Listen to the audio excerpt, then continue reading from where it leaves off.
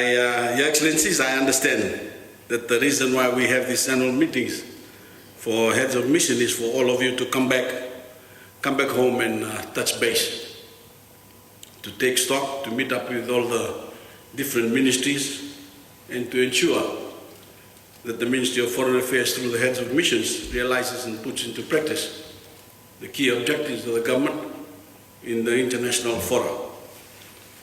As you all know, the role of the Foreign Affairs Ministry of all governments is to further the respective government objectives using the diplomatic channels. In fact, it is said that the Ministry of Foreign Affairs officials and the heads of missions are jack of all trades and master of none, except, of course, in diplomacy. Today in Fiji, there are many issues that face our country. These issues need to be enunciated and fulfilled at times, or most times, through our bilateral and multilateral relationships. In agriculture, we may need technology, we will need expertise, we will need access to plants and seeds, none of which may exist in Fiji. While our Ministry of Agriculture may develop relationships with other ministries of agriculture of other countries, it will require the services of our diplomats and the Ministry of Foreign Affairs to consolidate this relationship between the two countries and the respective ministries. It will require your ability to source these requirements for our Ministry of Agriculture. It will require your skills to maintain an ongoing relationship. On the other hand, we may require lobbying through our different missions regarding labor issues. We will need your abilities to further the trade policy framework, which falls within the Ministry of Industry and Trade. We may require our heads of missions to pursue our interests regarding gender equality, seek assistance for our youth groups, pursue better educational opportunities, and advocate for climate change mitigation. And of course, position Fiji to access development funds, to name a few. While none of these matters, ladies and gentlemen, are the line responsibility of the Foreign Affairs, the Ministry of Foreign Affairs, all of these subject matters may need to be dealt with in one single day by any head of mission.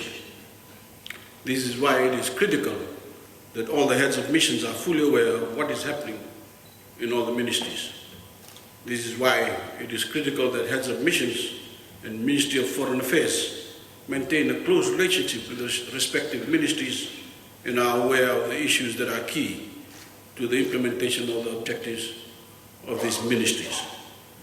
As you're aware, with the civil service reform that will be expedited next year, and following the announcement of the appointment of the new permanent secretaries by the Public Service Commission, the governmental systems and processes will be further modernized, streamlined and made efficient. We have enormous expectations that all ministries, including the heads of missions, lift up their game and synchronize and synergize their day-to-day operations to meet government's overall objectives.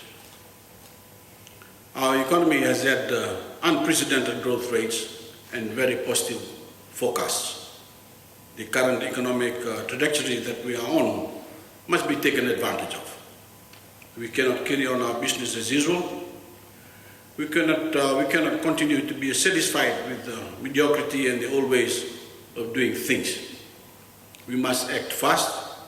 We must act with aptitude.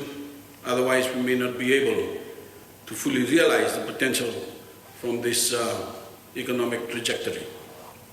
There are currently a number of important documents that guide our overall national objectives. We firstly have the Green Growth Policy Framework, which intertwines with the National Trade Policy Framework. You will see a number of key initiatives in the new year that will be rolled out by the Department of National Planning and Ministry of Industry and Trade in regards to these documents respectively. The 5 and 20-year national development plans will also be rolled out by April of next year. It will be critically important for all of you to understand, comprehend, and know these documents, because there will be many issues from these documents that will require expertise as diplomats to advance. Of course, whilst we now have COP21 behind us, culminating into the Paris Agreement, we need to remain vigilant about the issues pertaining to climate change. Our position as a vulnerable Pacific Island country, and indeed as a leader of the voice of vulnerable countries, needs to be further advanced and maintained. Many countries now look up to us, not just from the Pacific, but from outside the region, as a moral and ethical voice to echo out the issues that perhaps the other bigger countries fail to do so. This is why you will see we have allocated funds in the 2016 budget to advance research in the area of legal issues emanating from climate change and position Fiji as a center of climate change legal discourse.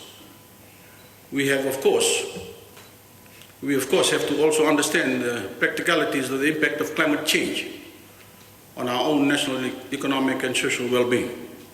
So this is why, while the practical implementation of climate change mitigation strategies are now centralized through national planning, foreign affairs will need to, like other national issues, continue to voice our concerns and issues and carry our message to obtain financial assistance for our country whenever required.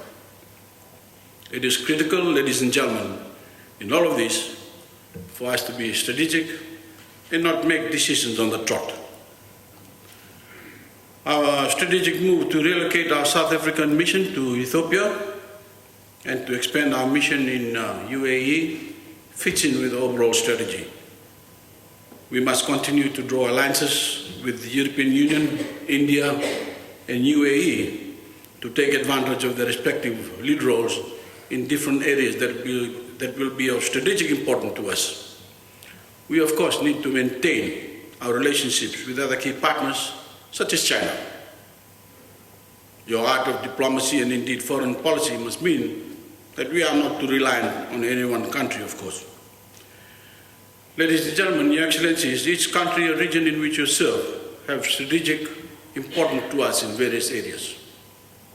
While we have a policy of being friends to all, we must also ensure that Fiji maintains its dignity and its sovereignty as an independent nation.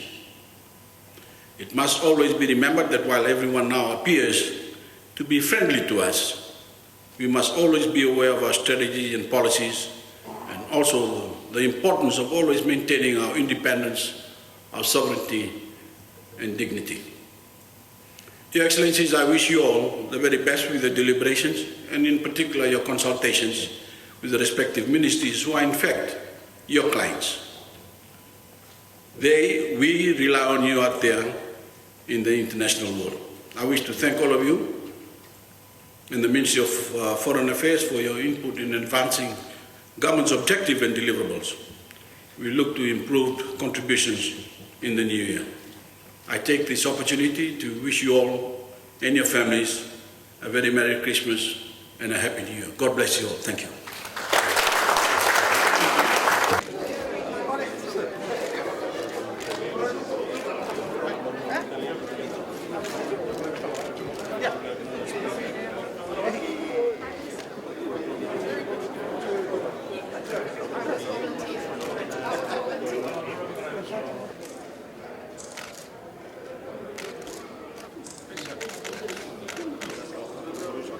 Hopefully has made it. Yeah. So how's things? All right? No, very good, very good. Yeah. We got some money out of ECM.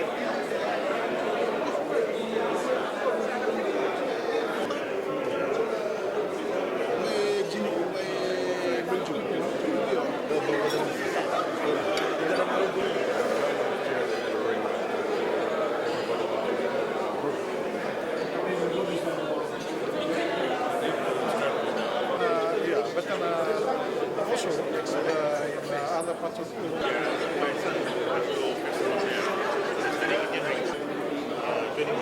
He's in India,